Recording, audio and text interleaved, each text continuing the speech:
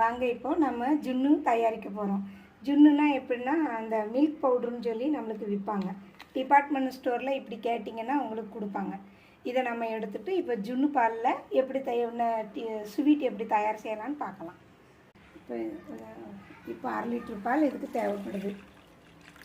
கரெக்டாக தேவையான சீனி, அதுக்கப்புறம் ஏலக்காய் பொடி வச்சுருக்கோம்ல, இது ரெண்டையும் மிக்ஸியில் போட்டு நல்ல ஒரு அடி அடிச்சிட வேண்டியதான். ஏலக்காய் பவுட்ரு ஒரு சுற்றிட்டு வரணும். இந்த பாலில் இந்த பவுட்ரு எப்படியே போட்டுற வேண்டிதான். ஒரு பாக்கெட்டுக்கு 1/2 லிட்டர் பால். நம்ம சீனி அடித்து வச்சோம்ல, அந்த சீனி நல்லா அப்படியே கட்டி இல்லாமல் நல்லா கரைச்சி வச்சிடணும். குக்கரில் 1 கப் தண்ணியை ஊற்றி வச்சிடணும். கரைச்சிடணும். நல்லா கரைச்சிட்டு தூக்கி வைக்க வேண்டியதான்.